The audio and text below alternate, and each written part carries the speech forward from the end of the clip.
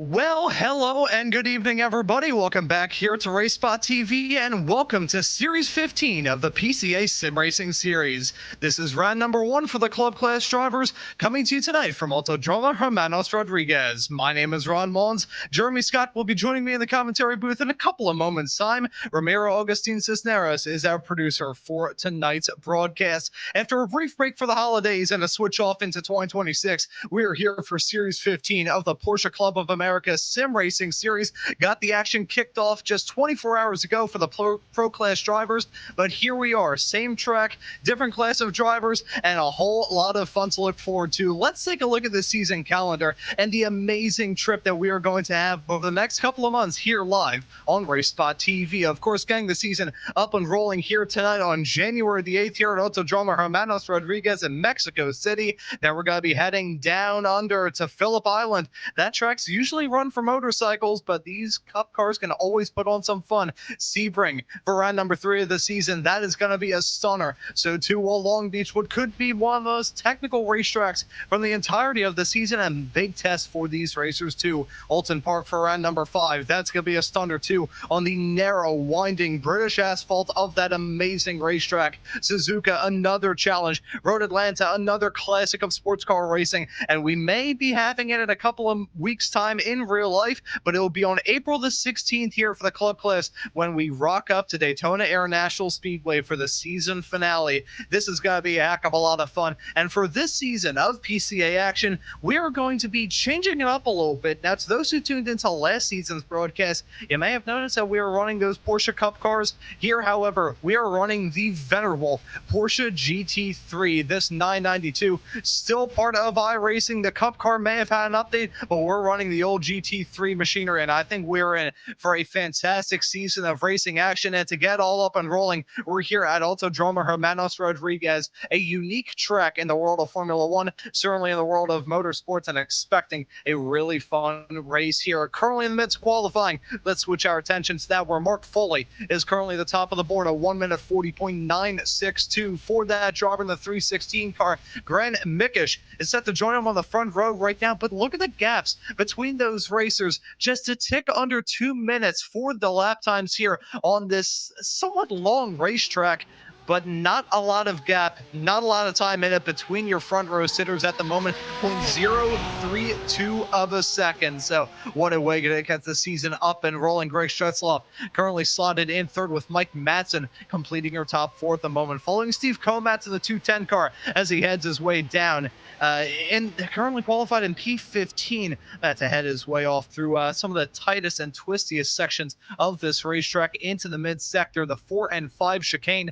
Now, this part of the racetrack is super tough. This racetrack as a whole is very tricky. We'll be talking about the challenge throughout this racetrack, throughout this broadcast here tonight. But while once again, welcome all of you tuning into this broadcast and deciding to have RaceSpotTV be a part of your evening plans. Following Jason Barnett, one of the last drivers to maybe that time here in this qualifying session, currently qualified in 29th. Now, a reminder to those of you tuning into this series for the very first time, potentially, I want to quickly run through the qualifying format. 10-minute session, a solo session. So these drivers do not share the racetrack with one another. They have it to their lonesome, and they have 3 laps to try and get the job done. But with time running out, only 55 seconds left on the clock, it looks like everybody has exhausted their attempts, and Mark Foley is set to start this race from the pole position. Now, looking at the results from last season, of course, it being the PCA world, you're going to have drivers shift from one category to another season after season, but more often than not last season, it was the pole sitters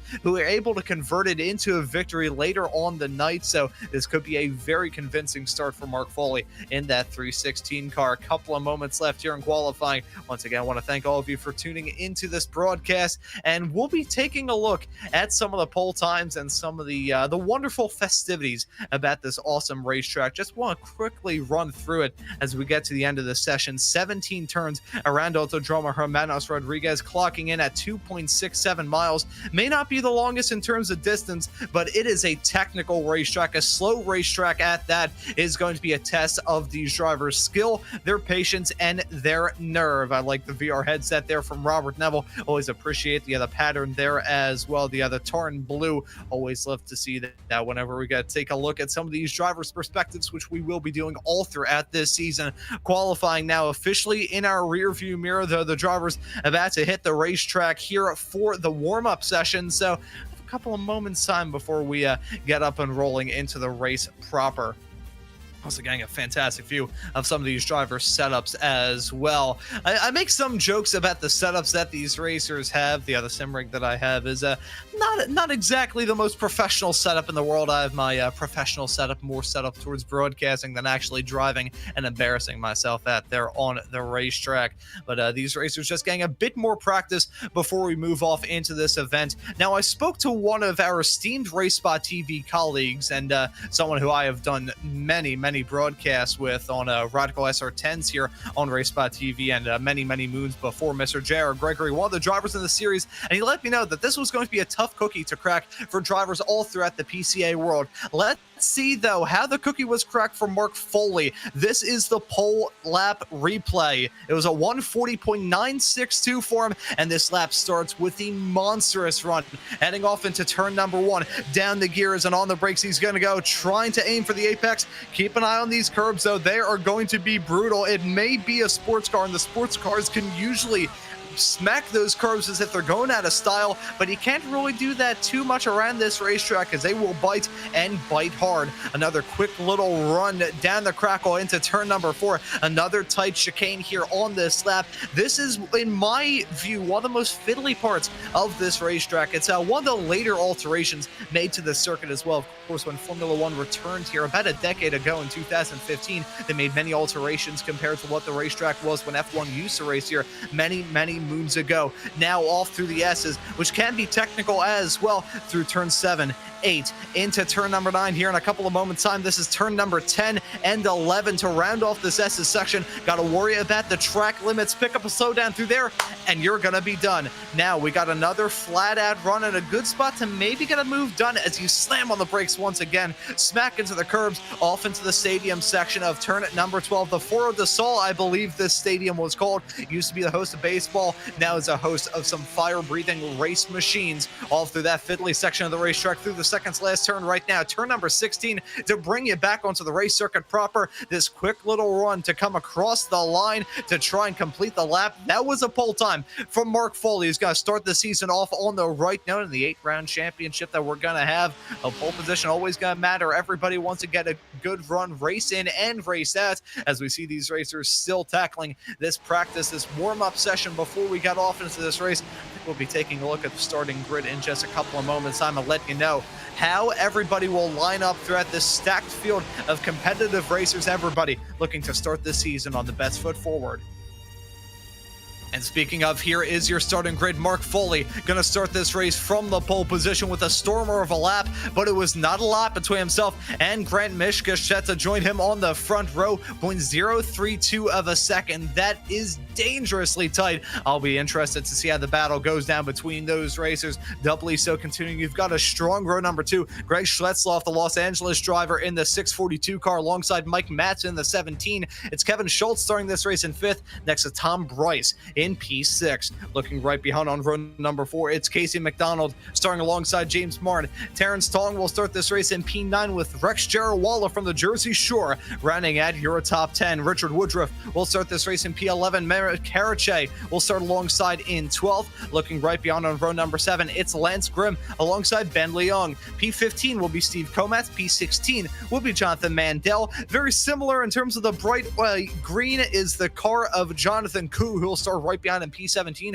alongside Peter Sigourney in 18th place. Rounding out your top 20 will be Devin Hopkins alongside Joshua Jepson. Looking right behind, it's Robert Neville and Jeremy Hall in 21st and 22nd place. Lyle Eddy in 23rd, next to Kevin Orr in 24th spot. Looking right behind, it's David Snelling and David T. Glenn in 25th and 26th. Charlie Farron, Brett Holmes in 27th and 28th. Jason Barnett will start this race in P29. Peter Coomer will start this race in 30th. 30th from the Connecticut Valley region. It's Scott Bauer starting this race in 31st. Mark Rondeau starting alongside in 32nd. Dale Green will start in 33rd place. Next to him will be Will Wolf. Looking right behind them, it is going to be your 35th place starter of Jeremy Main alongside Mike Mann in 36th. Just a couple more starters. We're getting there, folks. Chad Caseon will start this race in 37th next to Ken Locklear in 38th. Gary Reese will start in 39th. Chris Sherburne will start this race in 40th. And then looking outside the top 40 is Mark Lacombe alongside Mark Doran. And that right there, folks, is your starting grid. 42 racers to get this season of PCA Club Class action up and rolling here for Series 15. Once again, I want to thank all of you for tuning into this broadcast. We want to stay tuned for all of the broadcasts coming up in the PCA world, whether it be here in the Club Class, whether it be in the Pro Class action that we saw get up and rolling last time around just 24 hours ago, or whether it be the Challenge broadcast that'll be on in 1 week's time here on RaceSpotTV. Well, you should probably subscribe and hit that notification bell so you never miss out on any of the racing action. Taking a look at your track conditions here for tonight's race. It is the winter in the Northern Hemisphere, so we have got some rather cool track conditions to look at here. 19 degrees Celsius for the ambient temperature. That is 20 degrees C for the track temp, and to convert that from Eurobabble into English, because I am a dumb American, it is 66 degrees Fahrenheit for the ambient temperature and 68 degrees Fahrenheit for the track temp. That is quite cool. That is quite chilly. That's perfect weather for me, but not for a race car's tire. So we're going to see these racers really start to skid around as we see the pace lap now get up and rolling. It is an endless line of cars that are about to get the green flag for the very first time here this season. I want to thank all of you for tuning into this broadcast here. We've got an awesome calendar of races to look forward to here in Series 15 of the PCA. Mexico City, Phillip Island, Sebring, Long Beach, Alton Park, Suzuka, Road Atlanta, and Daytona. A mix of sports car classics, Formula car classics, some time twisty and technical racetracks, others that are a bit more wide open.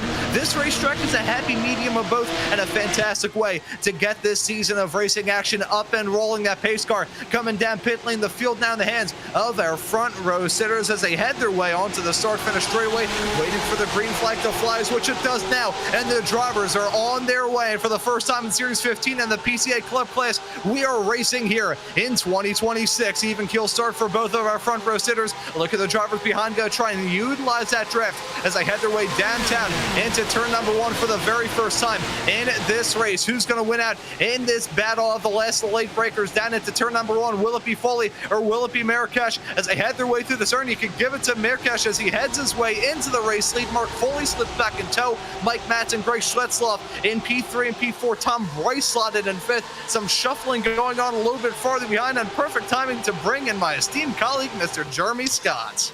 Thank you much. Already great start for these cars. A couple cars falling back just a little bit. No surprise here because Mexico City, as high as this is, you still have a lot of long, great straights, and this stadium section is absolutely fantastic to watch these cars go around once again.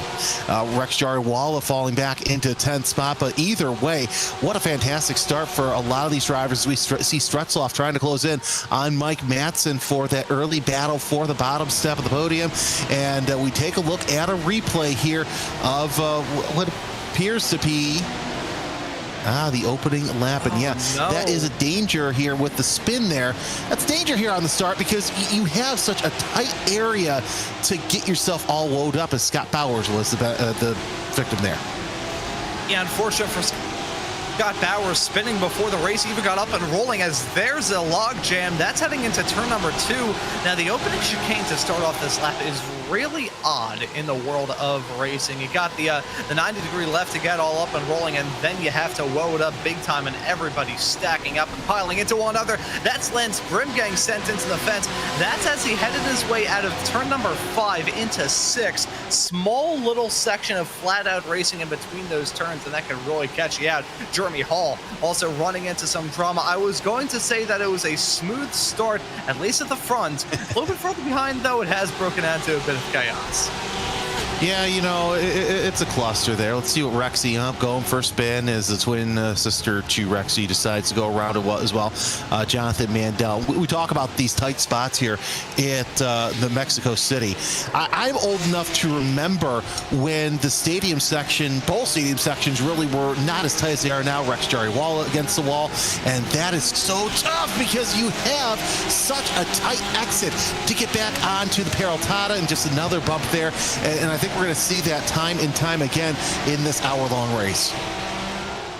Yeah, and you brought up a fantastic point talking about that stadium section. It really is fiddly. It is tight as you head your way through that part of the racetrack. Now, if you're running in a Formula car, either a Formula 1 car, Formula 2, Formula 3, Formula 4, doesn't matter what you're running here, it can be a little bit easy when you're in an open wheeler, but when you're in a slightly clunkier and much bigger and certainly much heavier GT car, or even a prototype for that matter, this is going to really feel like paved paradise and putting up a parking lot. When they first brought that section into the racing world back in the 2000s, I believe it was pretty much just a straight 90-degree left-hander, no runoff area, so that did make it feel a little bit more claustrophobic. The actual racing surface was a heck of a lot wider back then, and I'm sure there's some racers at this field that kind of wish to bring those days back. Well, I'm old enough to remember when they brought it in, and it was just a temporary situation because they would still play baseball on that field. So what they would do is they would throw down, I can't remember if it was like plastic or wood, and then they would just pave a 90-degree corner. And that's what, the Champ Cars, NASCAR Mexico, and all support series would run on those weekends. Lance Grimm with a spin through the S's, saves it from hitting the Tech Pro barriers, but still, you're sitting there helplessly watching everybody go through. So not a good start to the race for the 002 of Grimm, as we're still on board. Greg Stretzeloff closing in on Mike Matson. You see Mark Foley and Grant Mikesh there up ahead as well. So still plenty of, I guess you could say, plenty of incentive to kind of push a little bit. But back to the stadium section, that they did that so that way you would have a slower run up into turn one. Well, then once Formula One came, that's when it changed into the section they have now. Do I like it? Yes and no. I guess part of the purist in me would be to have the old section back, or figure out a way to go through around the Peraltada to actually run it, because that was a lot of fun. And thankfully, the fine folks at iRacing have made it so you can run around the old parts of that racetrack. You can run through the old final turn, which is a pretty terrifying prospect in a vast majority of race cars that I've personally driven around here in the sim. You usually think, oh yeah, high downforce, you can make it work. But this is the highest racetrack on iRacing. It is so far above elevation. They always bring it up in reference to Formula One racing here. And a lot of truth is said and just. The air is so much thinner. I believe it's about a mile above sea level. Even if it's half that, it is so thin that the wings just don't really work. They pretty much just add weight and nothing else. Yeah, because I remember when Champ Car NASCAR, the now O'Reilly Auto Parts Series, would come up there, that was a big concern, is figuring out how to feed the air into those cars, especially the turbocharged Cosworths. That was always a problem. Now, of course, also feeding air to the drivers is also a problem, because some of them would get out after a crash and decide that they were going to turn the racetrack into a boxing ring. We won't get into that, but I've got to say this. You think it's scary in a regular car, try driving it in the Daytona prototype around there. Yeah, and I know from my own experience, racing when I did, I think the highest elevation I ever raced was probably around a couple of thousand feet. I think it was about 2,000 feet to somewhere out in central Pennsylvania. And running in the karts, obviously, I had to worry about the carburetors and all that stuff, so it's a big matter in terms of engine tuning. Don't have to worry about that. These racers, they'll have to change that worry for aerodynamic worries, and heading off through the other time twisties, most certainly the S's is so tough. I know from my own experience in iRacing, I love racing in open wheelers. It is my bread and butter. Just can't really do it around this racetrack because there's such little downforce and so little grip. Meantime, though, that doesn't prevent these racers from going side by side. Mike Madsen and Greg Stretzloff going to give us a battle side by side in the battle for third. Who's going to win out in this battle of the late breakers into the first turn? He can give that to Stretzloff, who jumps out a little bit, but I think he ran a little bit wide. I thought he was going to go deep. He did not. Instead, he goes to third.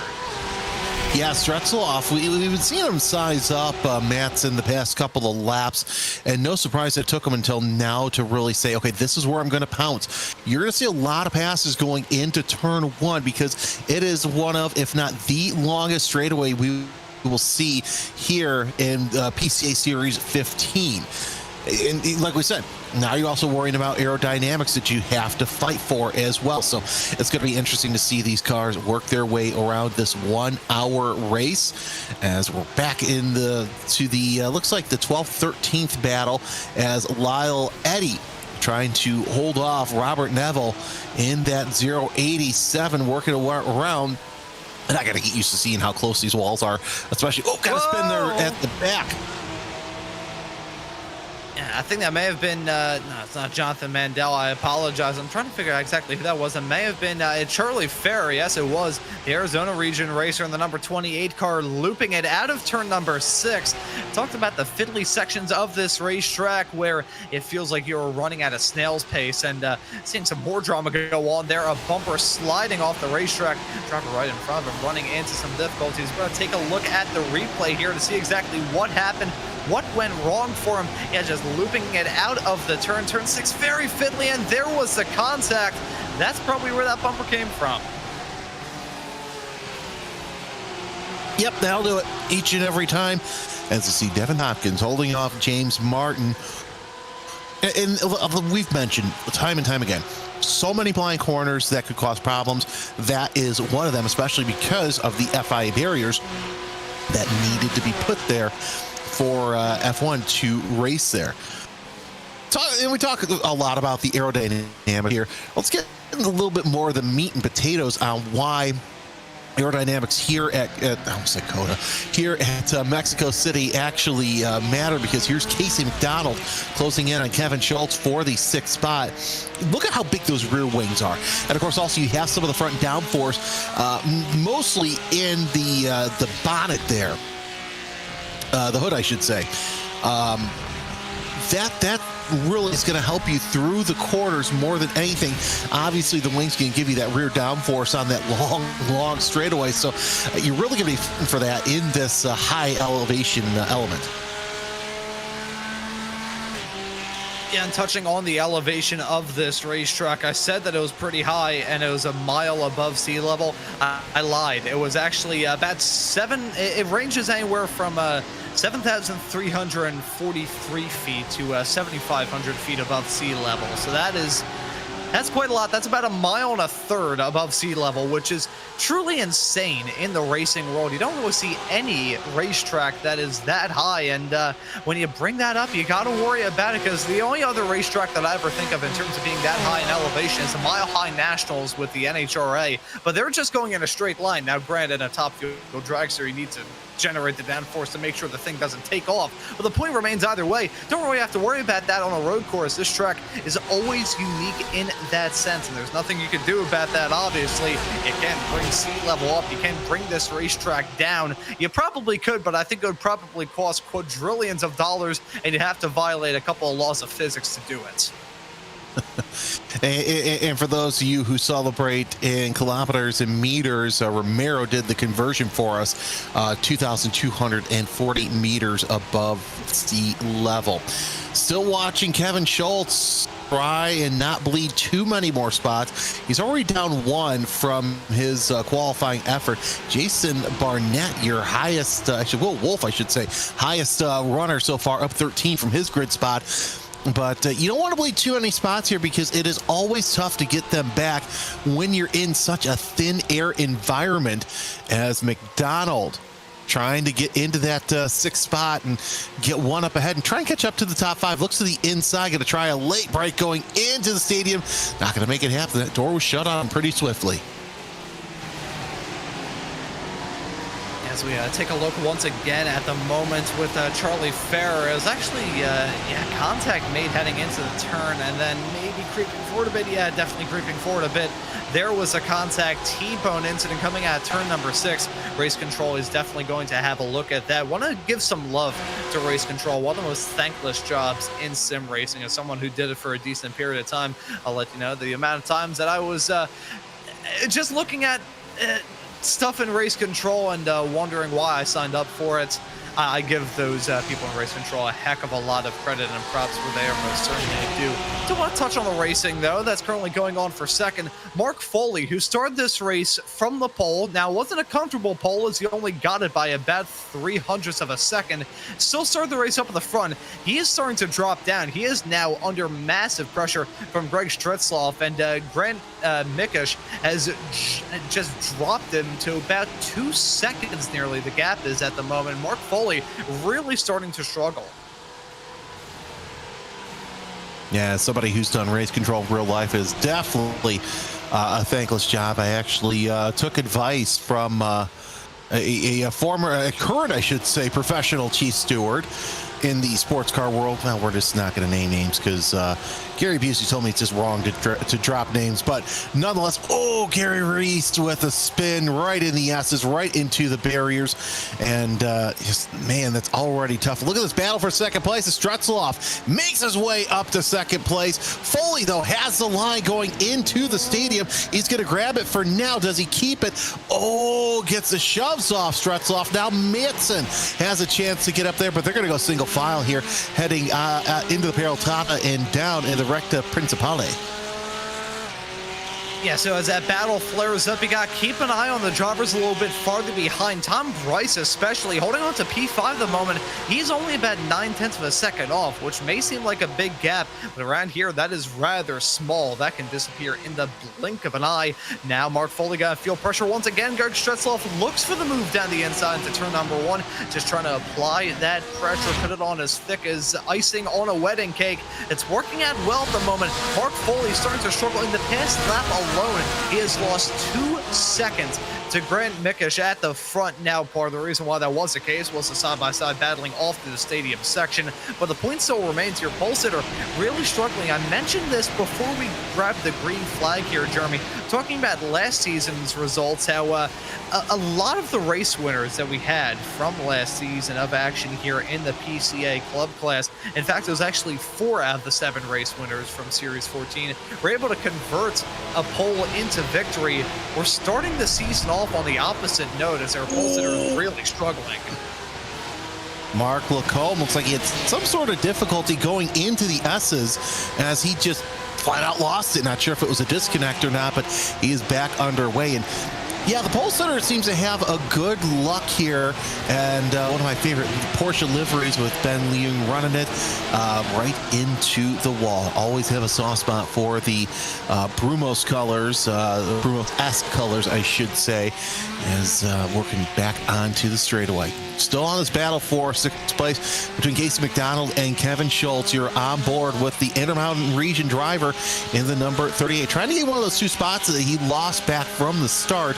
Top 5 start for the number 38. So not a bad way to start this season, but man, I'll tell you what, a couple people in the chat saying that this battle for second place is really harming their chance to catch up to Mikesh. Jeremy Hall gets a meatball flag. We saw one of those incidents earlier on in the race, so no surprise that he is going to have to answer the pit road here and try and get that fixed. But yeah, it's interesting to see, but interesting to note too, Ron, that Mikesh is bleeding a little bit of time. It was a 4-second lead. Now it's 2.8 seconds. Yes, we take a look at this replay of Gary Reese having some drama off through turn number 16 into 17 right towards the end of the lap. Contact made. That's a huge whack. I believe that's Rex Jarawala that piled in there. Either way, though, big incident off through the final turn. Gary Reese running into difficulties. It's Jeremy Hall. I apologize there. There's the contact. Really nothing that he could have done in the Tiger machine. Unfortunately, the Frosted Flakes bit back. Hey, Tony, I don't like the way you put me in the wall. But regardless, Tom Price trying to hold off Casey McDonald, as McDonald going to look to the inside through the stadium section. He's on the wrong side of this corner, but he's going to be on the right side going into the Peraltada if he decides to take it. Not going to make it happen this time by, but still sets him up for a good run down the front straightaway. Rector Principale into the SS Moises Solana. We'll see what happens when they make that long run down the straightaway. Bryce with a little bit better exit off of the Peraltada. But it also helps McDonald's got Schultz and Tong right behind him as well. So if they can just get into that slipstream, that's going to make life easier for McDonald, the 764. And of course, Tong looks to the inside of Schultz, decides to think better of it as works our way around the S's now through the Wrecker Tranzera. This is some good thinking man's racing here, Ron, especially with the atmospheric conditions. You don't want to make any kind of sudden moves, some strange moves too soon. Yeah, and around this racetrack, even though it's built to grade 1 FIA certification, you got a lot of runoff area here, but it is still an old school track. If you try and get a move done and it doesn't work out well, things can go from really good to really bad in the blink of an eye. I was actually seeing a moment with Ben Leung heading off through the S's not too long ago. He was involved in a multi-car coming together. It was off through 10 and 11. I believe Evan Hopkins was involved in that multiple car incident. Leung with some rear wing damage, so certainly played a factor in all of that. But the main reason I was looking at my own iRacing feed, looking at our second monitor to try and see what's been going on up towards the front, because as you said a couple laps ago, Jeremy, Mikesh is really starting to struggle out there on the racetrack, as here was the moment with Ben Leung side-by-side racing ending in tears, and there was the contact being made. Young with some major damage on that race car, really playing a factor. I think race control will have a look at that, a glance for sure, but just from my own perspective, I won't be too shocked if that does result in a penalty, just because that car was so horrifically damaged. That could, however, Rex Jarawala going for a maybe ill-advised move off into turn number 12, contact being made, and some synchronized spinning as a result as he goes to the runoff area to try and get a turn back around in the right direction. But to the point that I was going to raise about Mikesh, talking about some of the lap times, his past couple of laps have been about as consistent as expired mayonnaise. Lap 3 was able to set his personal best at a 141.5. Then the lap after, he was a second and a half slower. And then that lap later, he was a full second slower than his best lap of the race, the 2 laps prior. So I'm not really sure exactly what the actually, I'm going to amend that statement. I was looking at the practice results, but either way, it was on lap 6 actually, where he set the exact same lap time. It was a 141.5. Then after that, half a second slower. After that, 1.2 seconds slower than the previous lap.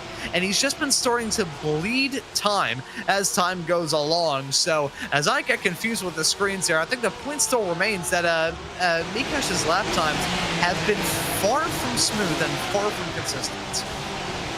Mohamed Karsay working around the first stadium section, just on the gas a little bit too much. Back end, wanting to see what the front end's looking at.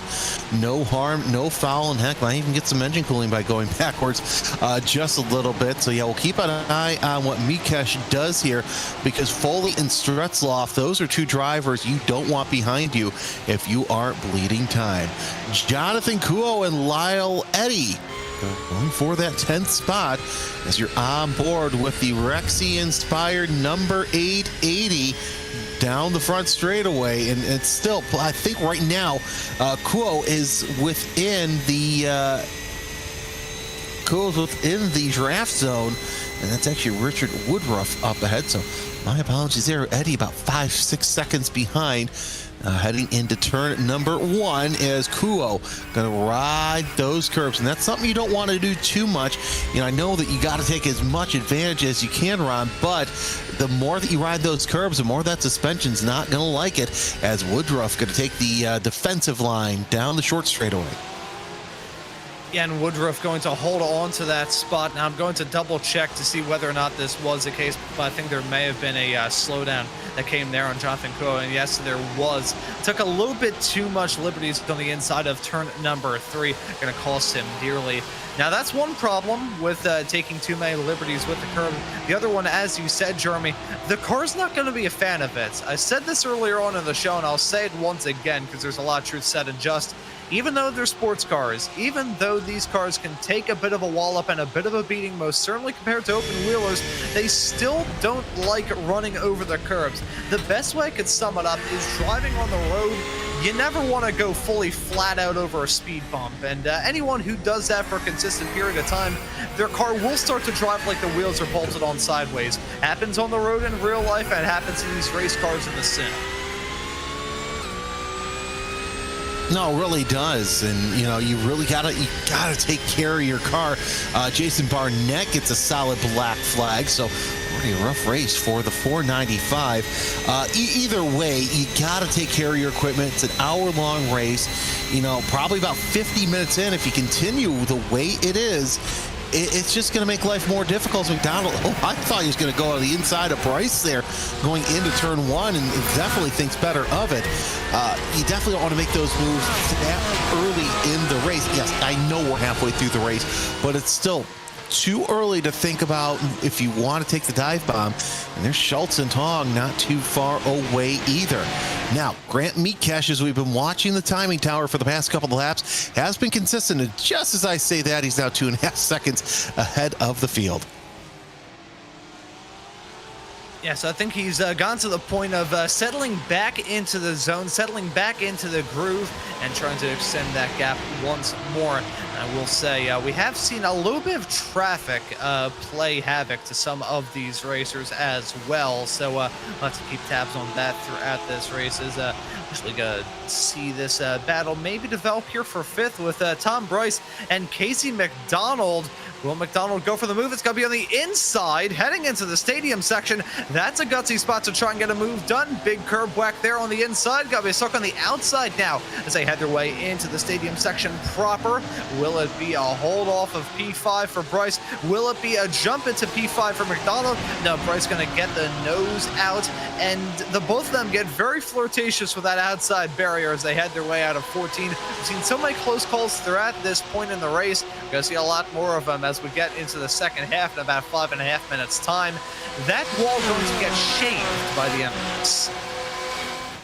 Oh, the wall's going to get shaved. The car's going to get shaved. It may not even pass tech because one side's going to be lopsided. Just got to watch out for that because these walls, they will bite. We've seen that time and time again as Bryce is doing all he can to keep Casey McDonald off of him like a cheap suit. You just say wearing him like a cheap suit, and that's exactly what McDonald's doing right now. Of course, not too far away, you see this, you see Foley and Stretzloff, Foley, then Stretzloff, Matson.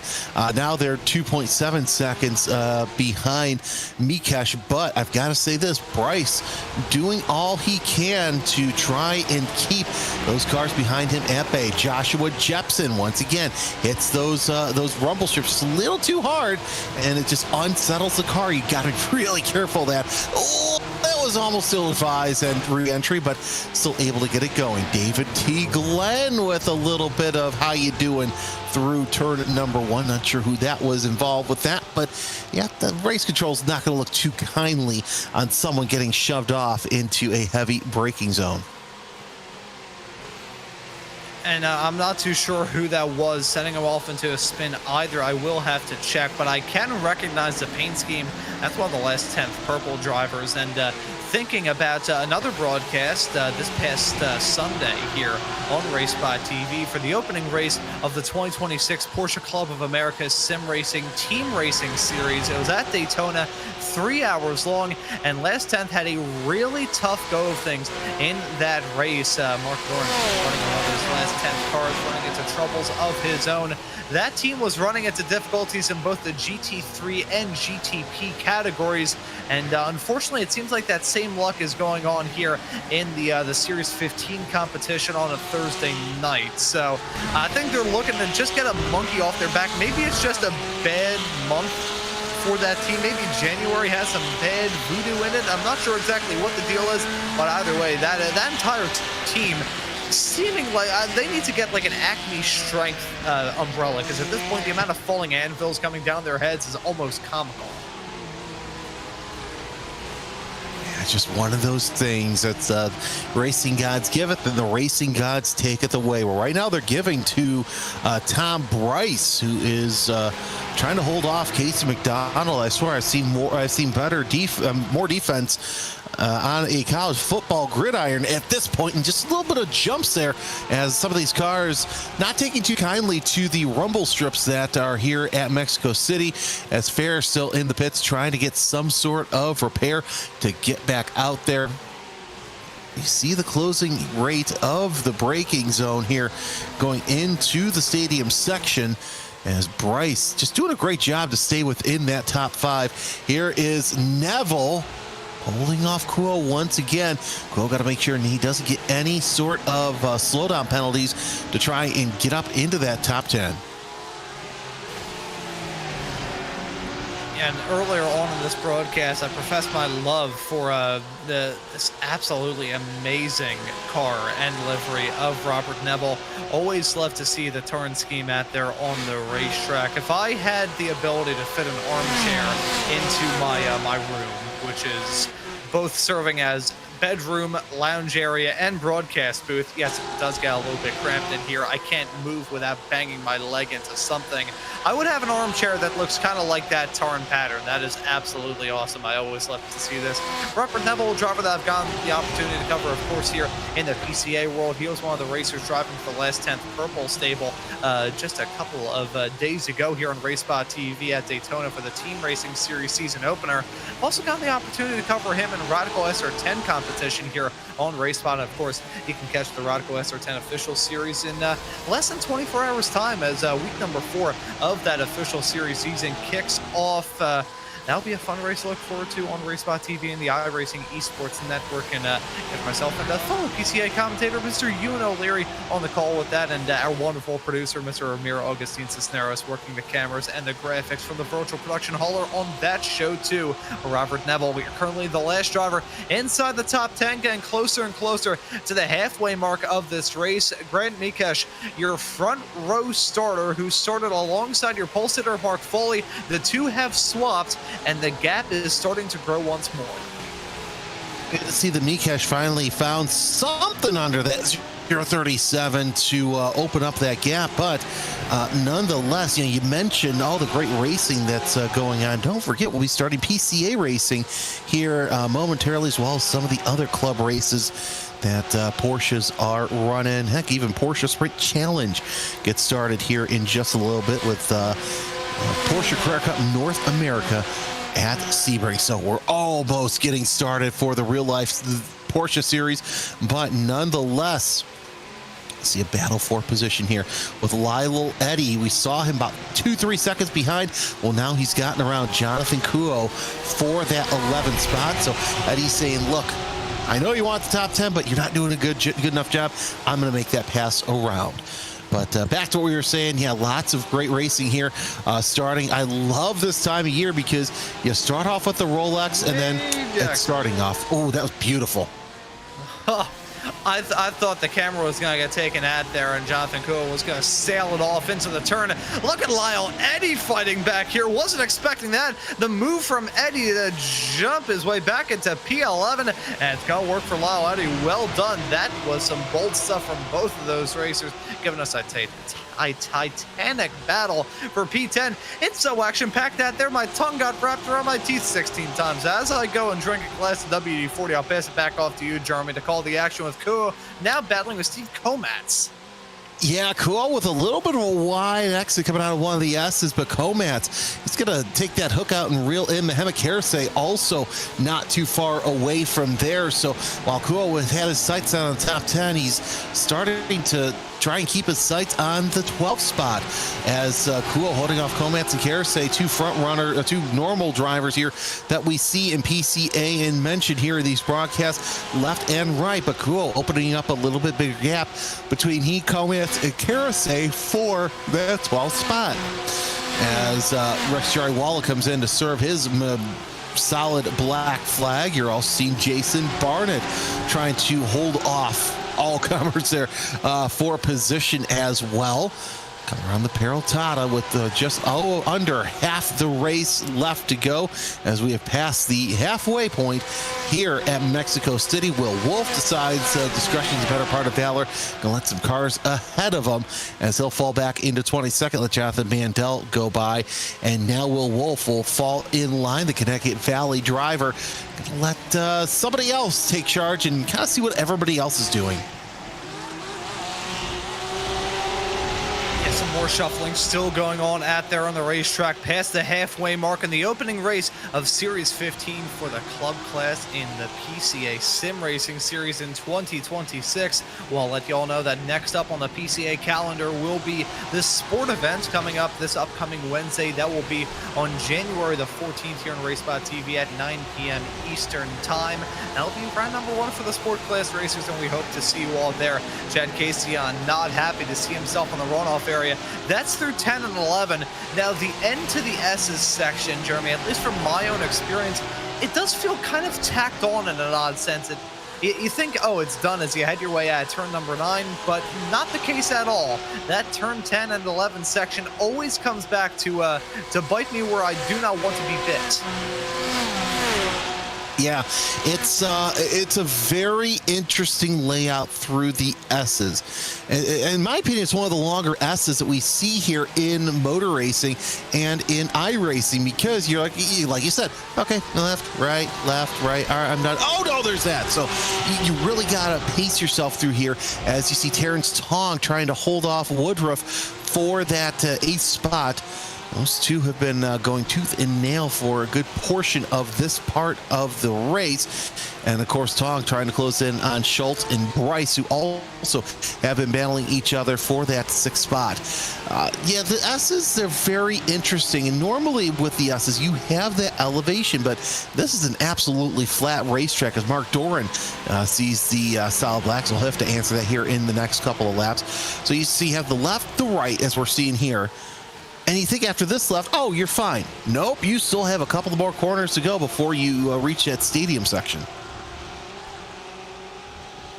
Yeah, and talking as well about the somewhat unusual nature of those S's, every turn is a little bit different. Now, I would say if there's 2 turns that are the closest in terms of similarities, it's 7 and 9. 8 kind of feels like its own sort of character, but turn 11 really sharp at the end of those S's, and that's usually the part of the racetrack where the drivers get caught out by the most. You see them heading their way through turn number 9. As you just said, you think it's over? Oh, nope, there's 2 more turns left to go, and this exit is rather abrupt. You're going to see racers hopping over the left-hand side, the inside curb, inside part of that curb quite a lot throughout this race, and of course in the races that we have coming up next week here on RaceSpotTV as well. Contact made heading into turn number 12. Can't go side by side through there too easily without any sort of drama breaking down, and the drama broke out indeed. Yeah, that's not a place where you want to go 2 into 1. It takes 2 to tango, but one's going to end up in the wall right there. And that's another spot where you really want to be careful about going side by side because of the Peraltada. There is a slight bit of banking there, so you can get pushed up just a little bit. Battle for 20th heats up between Dale Green and Will Wolf. 0.083 seconds separates them. Of course, that's what you're going to get when you're going to be side by side with one another. Wolf going to be able to get heavy on the brakes around into turn 1, so he will get that 20th spot. But how long will he keep it? Dale Green closing in once again, getting right under that rear wing. Got a spinner up ahead. That's 19th place with a quick spin as Jason Barnett gets saved from what could have been a near disaster there without heads-up driving from Will Wolf. And now Barnett trying to find any way in the book to get turned around without any further incident. Taking a look at the replay from the race spot helicopter, all through 3, That's where the drama goes wrong. Now, I always talk about curbs through the chicanes as kind of being either all or nothing, mainly in reference to the bus stop chicane on the back end of Watkins Glen that we visited last season on that new configuration of those curbs as well. But through the chicanes and through the entirety of this racetrack as well, you kind of do have to treat it as all or nothing with the curbs. And 3 is a very good example of that. You either kind of have the anti-cut bit on the inside exactly down the middle so it doesn't screw you up, or if you're a little bit out of kilter, it's going to get either the front tire, the rear tire, or both up into the air, and when that weight transfer shifts in a bad way, you're going to be shifting your car away from a barrier after the following spin. Whoa, Tom Bryce loses a rear wing and loses that battle that he was in with Casey McDonald. So was there some sort of issue there? Let's take a look at a replay here. I'm curious to see what happened with Bryce. Oh, he just loses it.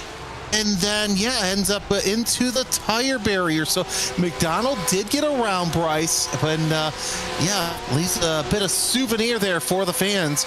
And the S is right there. So let's listen in. Oh, the rumble strips got him.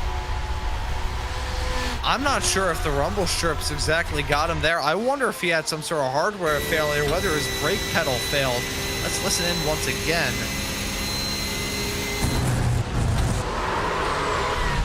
Yeah, I'm not sure if he had brakes. I think his brake pedal may have completely failed on him because I believe, based off what I saw, he has towed back to pit lane as a result. So, I mean, obviously major damage on that car, going to take him out of contention as is. But of all the racetracks, this is not the one where you want to lose brakes, doubly so at the end of a massively long straightaway, which I believe still is the site of one of the highest speeds ever recorded in the history of F1. Yeah, no, I think you're right with that. Yeah, you definitely don't want to have shoddy brakes going into turn 1. And yeah, if it is a disconnect problem, then unfortunately we will not see Bryce back out there. But oh, what a heartbreak after such a good run there. Tried to hold off Casey McDonald, who now is in 5th spot. He's opened up a big gap between he and Kevin Schultz, so he's got some breathing room, but he's still got a ways to get up to Mike Matson. You see Greg Stretzeloff still there on the bottom step of the podium, and he's got to hold off Mike Matson there for 3rd place. But here's the thing, Foley is the stake that's dangling at the end of the stick that Stretzeloff is attached to. So now Foley, he can still see Stretzeloff. He's just got to catch up and try and make something happen here in these this closing stages, because 20 minutes around here is not a lot of time with as big as the track is. Yeah, and with 1 minute and 40-second lap times being pretty much as low as you could go, the time is kind of running out. These racers also feel like they're up against it a little bit, so considering that we do have the pit stops coming up here in the not too far off future, we'll have to see who's going to come down pit lane, when they're going to come into the pits. Of course, season after season, we usually do see a change in terms of fuel restrictions for these drivers, what they can do in these race cars, and of course, running the 992 GT3R Porsche 911 here on iRacing, built to GT3 specs compared to the Porsche Cup cars that we ran throughout Series 14. Obviously, different dynamic when it comes to that, so we'll have to see exactly how all of this is going to work out as we get to the end of this race. Time running out.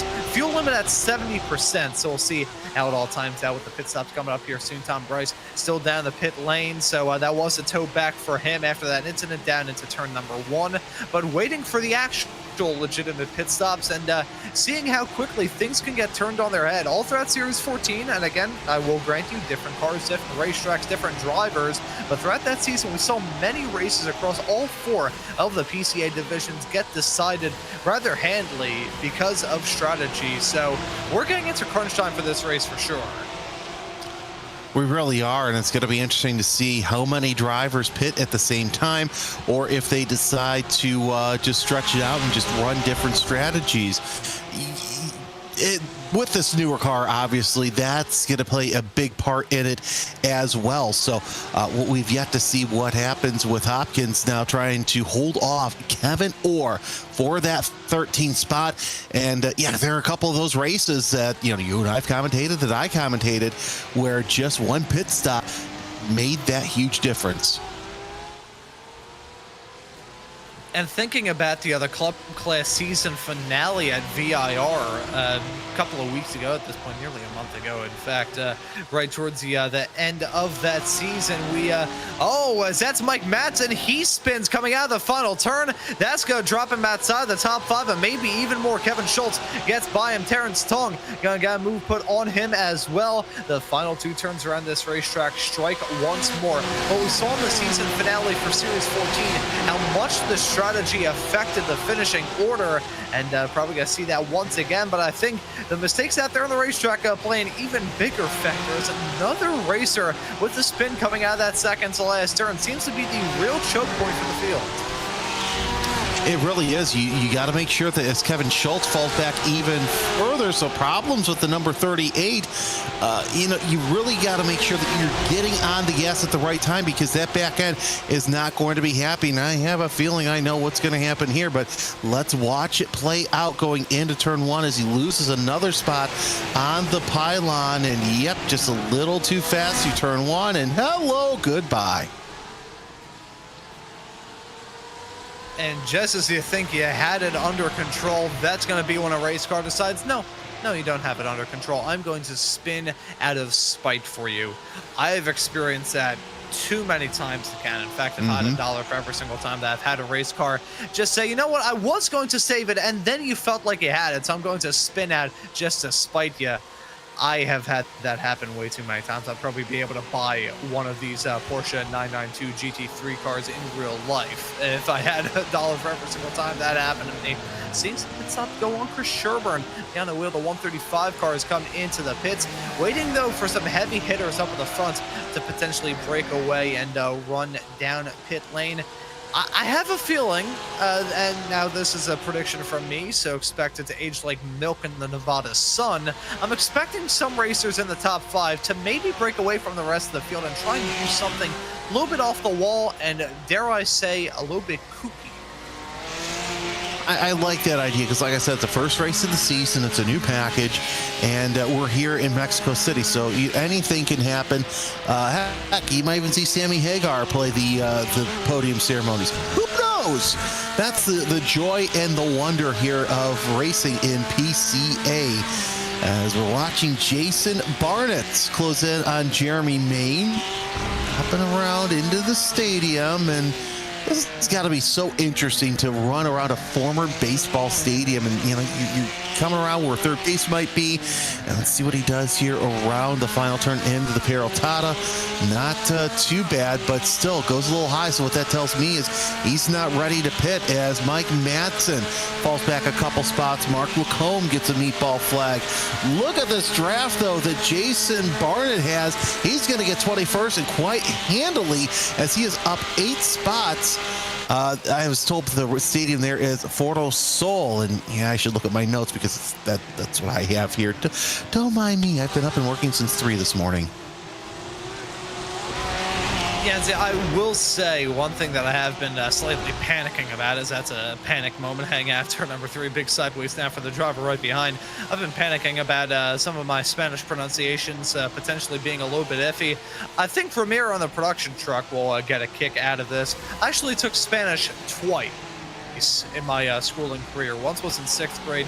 Didn't really pay attention, if I'm being completely honest. I didn't pay attention in school, which is why I went down being a broadcaster instead of being behind the wheel of a race car. And then it was in my freshman year of high school, which coincided with the start of the pandemic a little bit later on in that year. I was briefly in a regular high school before I switched off to Cybero, and for that brief period of time, I was back in Spanish 1, and they put me in an honors class. So I guess that means that I had some potentially proficient skills in my previous time in Spanish, that or they just put me in the wrong class. Not too sure. I'll take the former over the latter. So hopefully my Spanish pronunciations haven't been too out of whack, but if they are, don't blame anybody else, just blame me for being a dumb Philadelphian. Mikesh holding on to that top spot at the moment. 2.2 seconds is the gap. Now it has come down once more. The gap between these top 2 has been up and down like Otis Elevator all throughout this race. Never really dipping below 2 seconds, but never really getting above 4.5 either. Hey, I've got a cruise going down to Mexico here in just a little bit. So if anybody should be conscientious about their Spanish, right here. Grant Mikesh, as we mentioned, he's been out front all the race long from the start, and yeah, now it's 2.4 seconds of Foley. So we're starting to get into that crunch time where pit stops are going to matter, because one wrong move and Mikesh could lose that lead. But Stretzloff still within striking distance as well for Mark Foley. There's Foley going through turn number 1, and Stretzloff and McDonald, those two have been neck and neck for the entire race distance. So with 13 minutes left, Ron, when do we start to see the heavy hitters decide that they are going to take their compulsory pit stop? Now, last season in the PCA, we saw timeout to be around about 12 minutes from the end. Anywhere from about 12 to 6 minutes left on the clock is when we would see a vast majority of the field come down pit lane. Now, still trying to get it dialed in, it must be said. We are seeing those pit stops begin to trickle down. We got Dale Green and Jonathan Mandel coming into the pits at the moment. They're classed in 16th and 35th respectively. So some drivers a little bit farther in the back making that run to come down pit lane, but it will be very soon, I suspect, that a decent chunk of this field, and most certainly the racers running up the front, will break away and make that call to come down pit lane. So take a look at the initial race start and what caused this swap through between Grant Mikesh and Mark Foley in the first place. A pretty even-keeled start with the both of them, and then as they headed their way into that crucial heavy braking zone of turn number 1, that was when the swap route took place. Mark Foley maybe taking it a little bit too easy, just trying to keep it clean and green, which is totally understandable to do, but it allows Mikesh to get that move done in a rather convincing fashion. And ever since then, even with the sometimes dips in pace, hasn't really looked back. Yeah, once they got through the SS Moise Solana, that's where Mikesh decided to open up just a little bit into the SA del Lago. And hopefully I'm impressing our producer here by all these Spanish names. But one thing that interested me was not seeing anybody end up getting backwards either before or after that first turn, but we had to wait till we got into the Horquilla, or head towards the Horquilla, I should say, in order to make something happen. We're starting to see some cloud cover around here, which shouldn't cause too much of an issue, but it will cool the track off just a little bit. Mikesh opening back up a 2.2 second lead over Mark Foley. Greg Stretzloff still sitting here comfortably in third, with Casey McDonald knocking on that door for that bottom step of the podium. The lap times they're running, what are they running, Ron? Because I know my timing right now is a little borked. Well, I will say the pole time that we had from Mark Foley was a 1:40.9, and pretty much all throughout this race, the max times that we have seen is right about the 1:41s, like mid 1:41s is usually the quickest times that we have seen throughout this race. The quickest times from the quickest drivers, 1:42s being the norm. If I was out there on the racetrack, I wouldn't even want to say what my lap time was, because it'd probably be deeply embarrassing. But that's the sort of lap times that we're looking at, anywhere between a 1:41.5 at the absolute quickest down to about 1:43. Some of the top running drivers like Mikesh, like Foley, have had those laps from time to time. Of course, an hour-long race on a track as tricky as this, a little bit difficult to keep those consistent lap times, lap after lap after lap after lap. Speaking of Badger race leader at the moment, of the amount of laps that he has put on right now, currently pushing lap 30, which is getting up close to halfway distance in F1 races. So really shows you that these racers running out there for a while.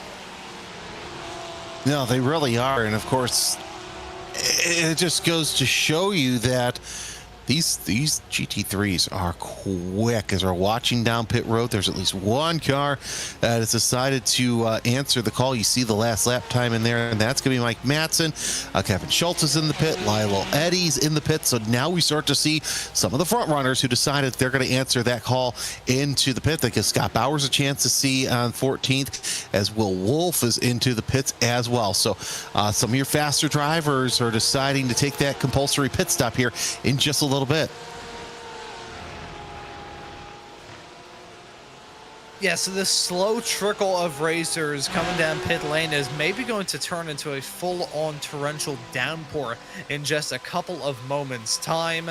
Now with single-digit amount of minutes left to go on the clock here in the opening race of Series 15 for the club class racers here in the PCA Sim Racing Series. I want to again thank all of you for tuning into this broadcast. We hope you have enjoyed the racing action as the top three all in unison coming down pit lane. Grant Mikesh, followed by Mark Foley, followed by Greg Stretzloff. We'll see if Casey McDonald comes down pit lane. Yes, he does. Terrence Tong, will he come down pit lane in the 388 car? Yes, he will. Well, Richard Woodruff, let's find out whether or not we're going to have any racers inside the top 10 decide to stay out. No, they all come down pit lane. Mikesh out and away, Foley out and away, Stretzloff out and away. Stretzloff going to maybe jump in front of Foley. They're going to be side by side as they head their way on pit exit. That is some close quarter stuff as they're going to be and bang doors nearly as they head their way downtown to turn number one. Drag race between the two of them. Mikesh driving his way off into the sunset, trying to secure a win to get this season up and rolling. Stretzloff in the meantime going to jump into P2. That battle for the pit exit had shades of Toronto 06 without any wings being damaged, and well, that's because it's not an open wheel series, but still, Stretzloff doing all he can to keep Foley behind him once again as lap down traffic coming into play just a little bit. Stretzloff able to shake off Foley and still keep Mikesh within striking distance. Take a look at that replay. Oh man, any closer and one of those drivers would have been in the wall. Doesn't matter which view you take, but still Stretzloff and Foley just on the edge of being right as they both could fit through the pit entry, the pit commit line. Oh man, I'll tell you what, did Stretzloff get lucky? I think that both of them got lucky there, but they haven't gone out of it completely scot-free. I'm looking at the front of Mark Foley's car. There's some damage to the front of it. Front bumper damage, front damage with the hood a little bit curled up. Now I'm going to look through. I believe that damage has actually predated the pits. So that's been on his car for quite some time. That could be the reason why he's been slow. It took me until now to actually realize that. And even though the air is super thin here at Autódromo Hermanos Rodriguez, that is still a significant amount of damage. No wonder why he's been struggling, especially on the straightaways. He's basically dragging an anchor through asphalt with damage that severe. Well, and you gotta stop and figure too how big those radiators are and where they're located on these Porsches. They're at the front. So yeah, the heat, the cooling, I should say, of the car is really getting affected. And in turn, that's not giving enough air to the engine. So Foley, in spite of him trying to get back into that second place, I don't know if he's going to be able to do it here. He's probably going to be within striking distance, but it's going to take a mistake from Stretzloff for it to happen, or Stretzloff just to close in on Mikesh, because you see how close he's been getting to the lead. A little wiggle there out of Foley, so he's going to lose just a little bit of time. And like we said, I don't know if it's going to be just the radiator. He might be dealing with some sort of handling issue, because Casey McDonald might be able to strike while the iron's hot. McDonald coming out of the Horquilla as Foley going into the S's. And now Casey McDonald is a little bit farther back. Looking at the lap times from the both of them, it would need to be a historic comeback. But just looking at the last lap, it was about 3 seconds difference on that lap alone. So if Mark Foley maybe has a little bit of bad luck with lap traffic, maybe has a couple of sideways snaps and some hair raising moments, that gap, which is now 5.5 seconds, could disappear lickety-split, to invoke a little bit of 1930s radio diction. So we'll have to see whether or not that battle would flare up for that final podium spot. If it is, that would be a unfortunate way for this race to go for your pole sitter. We've mentioned that length already in the show, and I'll mention it once more. Last season in the club class, 4 out of your 7 race winners throughout the season were your pole sitters in the exact same race. Not starting off this season on the same note that we did last. Mikesh, who started this race in second, still in the top spot. It was only 300ths nearly off of the pole.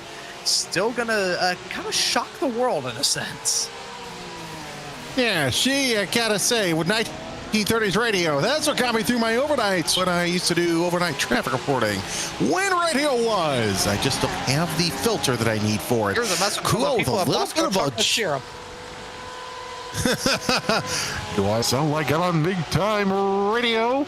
Anyway, Kuo with a little bit of a jump coming out of the Foro Sol heading into the Perotada. That's going to be something to watch out for because you don't see it that much. Now, it didn't hurt him that much this time, but Sigourney going to look to the inside, still within distance to strike, as we'll watch what happened to Joshua Jepson. Oh, turned in. Not sure who that was, but someone's going to be getting a talking to by the stewards because that was a little too egregious, to say the least. Yeah, I have a feeling that the other racer who went for the dive there, trying to figure out exactly who it was, they're probably going to get a stern talking to.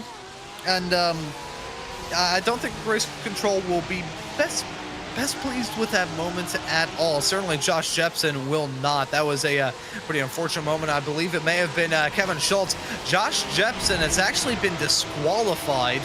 Now, that is not something that is coming down from race control, I believe, as Kevin Schultz has actually picked up a black flag as a result of that incident. So pretty quick on the gun there from race control. A fair call there, I think it is fair to say, but that was not a matter of race control applying a sort of disqualification. To all of you tuning into this broadcast here, not familiar with it, we do have incident point limits here in this series, and 25x, once you hit that, which can be a little bit easy to do in a 1 hour long race, once you hit that, you're done. iRacing is going to yank you off the racetrack, and your season opener here at Mexico City will be done. Unfortunate for Josh Jepson, been a tough day in the office for him, and an incident that isn't really his fault. Looks like it may have just taken him out of it. I gotta say, when Kevin goes into a race, the race director's gonna say, "Hey, sweet moves, how'd you do it there? That was fantastic." No, they're gonna be like, "Don't do that again." I can tell you that right now. Oh, that's not good by Sigourney. Tried to get around Matson, and the car said, nope, not going to happen, as Kevin Schultz comes into the pits for his compulsory pit stop. So his 20th place will go further down into the field with just shy of a minute left. So we're just about, I think we're going to hit one lap to go this next time by. Let's take a look at that replay from Sigourney.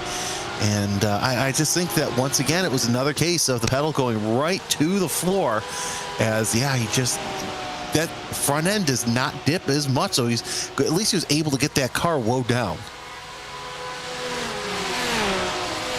Yeah, and as all that drama's been going on out there on the racetrack, the white flag is in the air. One more lap of racing action for Grant Mikesh to try and secure the first win in the first race of this season here in the club class. Now, he does have lap traffic to worry about, a significant amount of it, and this is not over. Greg Schletzloff only about a half a second behind. He was holding on to a good margin, but the lap traffic has not gone his way. He got a bad exit heading his way at turn number 3. That gap is closing. Look at Schletzloff trying to think about going for a move. Lap traffic still worrying there. Mikesh trying to show the door. That's going to work out in his favor. Schletzloff losing out on about 0.2 of a second all through 4 and 5 alone. We still got half a lap left to go here from the season opening round of this Series 15 action here in the club class. Flash of the headlights there from Schletzloff, trying to find any way in the book to get past it, any way in the book to maybe spook Mikesh into some sort of mistake. But as they head their way through the S's through 10 and into 11 for the last time here in the season opening round, it looks like Mikesh will the challenge. Less than 20 seconds on the clock. They're coming to take the checkered flag, battling like a madman a little bit farther behind. Drivers chasing each other's tails, but it's still Mikesh holding on to P1. Schletzloff thought that he had the opportunity, and he had closed up that gap to nearly about 0.2 of a second, but just looks like it's going to be too little too late. Grant Mikesh, who started this race on the front row, is going to win the opening race of the season here at Autódromo Hermanos Rodriguez. Grant Mikesh visits his victory lane to get the season up and rolling. Schletzloff right behind in P2. Mark Foley gonna finish this race in third. What a stunner of a finish to get the season up and rolling, Jeremy. No, that was absolutely fantastic. I thought Stretzloff would have had it near the end, but not able to catch up to Grant Meatcash. He had that stumble there in the middle of the race and was able to capitalize on that and get it going. Peter Sigourney still trying to get around Mike Matson for that 11th spot. We'll see if the brakes decide that they're going to work for him this time by. Of course, if that should fail, Will Wolf is there to capitalize. He's there, the interested spectator, going through Fort O'Sole for the final time. And Mike Matson, almost lost it there as Sigourney closes in. Matson shuts the door on him, coming across the line. 11th place for Matson. Sigourney with a hard-fought 12th. And we had fantastic battles all throughout this field. I don't think the battling is done, though. We jump to this live shot. This is the battle for 23rd. Kevin Schultz and Kevin Orr. Two Kevins battling for P23. Now, Schultz had that black flag that he just came down pit lane to serve a drive-through, which did send back about 15 seconds from where he once was. Maybe some more penalties could be applied if race control seems that it was a bit too egregious with that moment a bit earlier on, but I don't think he's going to have to worry about a headache from Kevin Orr. He holds on to P23 at the end of this opening round of the season here in the PCA Club Class Series. What a way to get the season up and rolling, and what a way to get the season up and rolling for Grant Meatcash, your race winner. 1 second is the gap at the end between himself and Greg Stretzloff, who gave it everything at the end of this race, but just wasn't enough. Mark Foley in the 316 car going to round out your podium in third. That's Casey McDonald from Terrence Tong completing your top five. Richard Woodruff finishing this race in P6, Robert Neville in 7th, Lyle Eddy in P8, Steve Komatz in 9th, with Jonathan Kuo running at your top 10. Let's take a look at 11th through 20th. It's Mike Matson. Saw the problems that he had, but still able to hold off Peter Sigourney and Will Wolf, who's back in 13th. Dale Green, 14th, with Ben Leung rounding out your top 15. Then it is Scott Bowers, David Snelly, Mohamed Kersey, Brett Holmes, and Jason Barnett. What could have been for our 20th place driver. And then looking behind the rest of these racers running into troubles at some point, it's Jeremy Main finishing this race in 21st, David T. Glenn in 22nd, Kevin Schultz, who we saw of that moment a bit on the later end in this race, finishes in 23rd and in front of Kevin Orr in 24th. Now we get into the racers that are one lap down. That starts off with a Magnolia region racer of Devin Hopkins in the 711 car, Lance Grimm in P26 in the 002, Mike Mann finishes right behind in 27th place, Mark Dorn in 28th, Tom Bryce will finish this race in 29th, with Kent Locklear running at the top 30. As you take a look at 31st on back, it's Chris Sherburne, Rex Jerry Walla had some problems early on. Same with Mark Rondo and Jonathan Mandel, Chad Cason, and Mark Lacombe. Round out your drivers are one lap down. Further laps down include Joshua Jepson in the 73, James Martin in the 705, Charlie Fair and Gary Reese, both out of this race early on. Rounding out your field, Jeremy Hall and Peter Coomer. And so those are your results after 35 laps, of racing action here at Autódromo Hermanos Rodriguez for round number 1 of this 8-round season here in Series 15 of the Porsche Club of America's Sim Racing Series. What a way to get the first week up and rolling. And let's round off this broadcast, shall we, by having a chat with some very happy racers, your podium finishers, and we'll start with our race winner of Grant Meatcash joining us here in the broadcast booth. Grant, welcome in. Congratulations on the victory, man. Looked like a hard-fought drive from start to finish. How was it out there? Well, it was a lot of stress. The guys put a real strong run, and I just needed to focus on clean laps and hitting my marks. It was my first race, so what a better way to kick it off? Yeah, first race in the PCA, just barely missed out on the pole by, I think it was 32 thousandths of a second, and then it grabbed the race lead. Never really looked back. I want to ask you about the challenge of this racetrack here at Autódromo Hermanos Rodriguez. First race for you here in the PCA. First time the PCA has ever run here, so it really felt like a venture off into the unknown, must have it. It's really fun. There's a good flow once you find the rhythm. It just connects. It's a blast. I'm glad we're running here.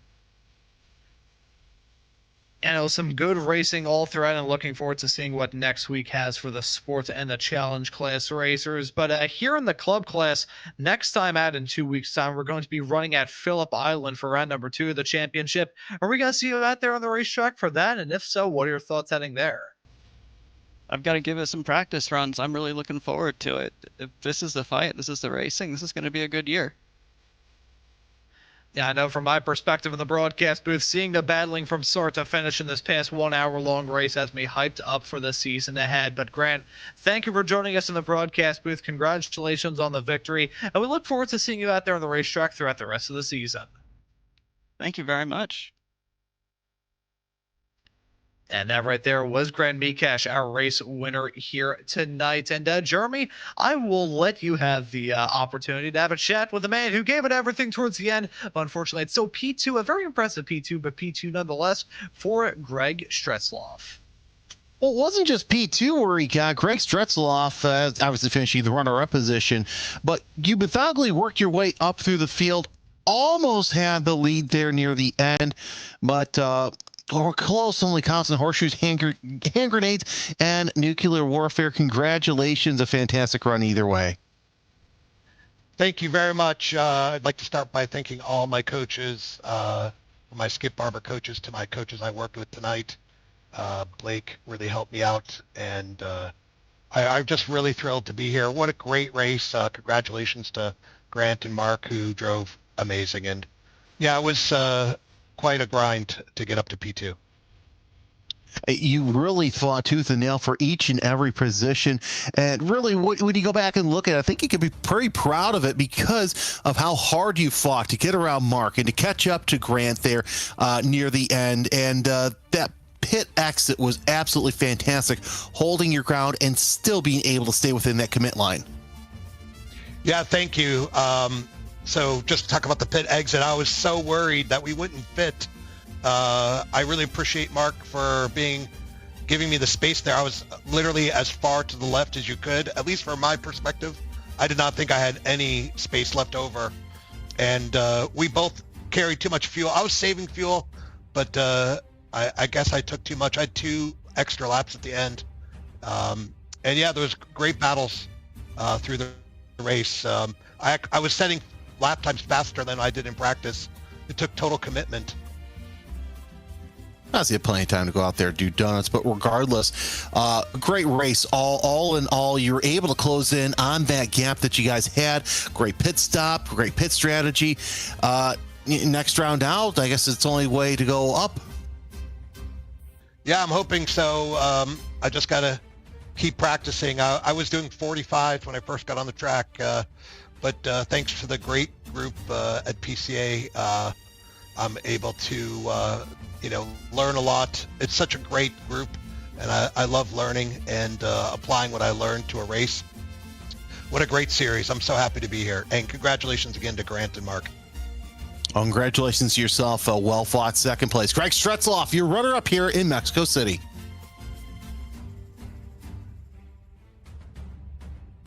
And there he was. Love to have a chat with our P2 finisher at the end of this race. And let's have one last chat here. It's with our pole sitter and P3 finisher at the end of the night, Mark Foley, now joining us here in the booth. Mark, welcome in. It's P3 for you here at the end of this race, starting off this season on the right note with the podium. How was it there at Mexico City? Yeah, it was good. It was a great race. I was happy to see I had the pace to hold the pole. Just broke a little earlier going into T1, and Grant took it away. But he raced a great race, and then a little extra fuel on the pit, and Greg jumped me. But I was happy with the consistent pace, the little mistakes, and just a lot of fun. Yeah, it looked like a heck of a lot of fun out there on the racetrack. Want to ask you about this track. First time the PCA's gotten the opportunity to race here, and this track is still rather new on the iRacing platform. So how did you enjoy it out there? Oh, I enjoyed it from the first lap in practice. It's a great track. It's technical, but it's fun. There's opportunities to make up some time, but lose it as well. Yeah, and you gave us one heck of a battle. That chase down coming out of the pits was absolutely awesome to see from our perspective here in the broadcast booth. Mark, I want to ask you, though, about the next round of the championship. We're swapping out the Titan twistiness of Autódromo Hermanos Rodriguez for the other form of Titan twistiness down there, down under at Phillip Island in 2 weeks' time. What are your thoughts heading to the next round of the season? Well, I'm taking a lot of confidence going to the next race. Unfortunately, I have never driven that track, so it's going to be need to put some time in and practice, and we'll be ready come race time. And certainly looking forward to seeing you out there on the racetrack once again, Mark. Congratulations on the P3 here in the season opener, and looking forward to seeing you out there on the racetrack once again at Phillip Island. Thank you very much. And there was Mark Foley, our P3 finisher here in this race. And Jeremy, what a way to get this season up and rolling. But Phillip Island in 2 weeks' time, going to be another twisty challenge for these competitors. Yeah, we go from a track that is known for its open wheel prowess to a track known for supercar speed.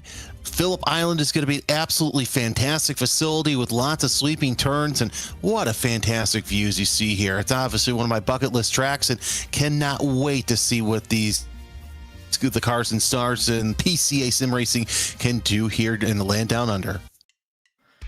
Yeah, and really looking forward to that racing. For now, though, we still have a little bit of Mexico City action. Of course, next week, you'll be able to catch the season opening races for the sport and the challenge classes. I'll be on the challenge class broadcast. And tomorrow here on RaceSpotTV, you'll be able to see the Radical Esports Cup here at Autódromo Hermanos Rodriguez as well. A fantastic way to get this season up and rolling here for the club class. Thoroughly hope you enjoyed it. But for this broadcast, for myself, Ron Mullins, Jeremy Scott, joining me in the broadcast booth, and Ramiro Augustine Cisneros working on the cameras and the graphics in the virtual production hauler. I say thank you all so very much for tuning into the action here on RaceSpotTV tonight, and we hope to see you all wherever it is in the not too distant future.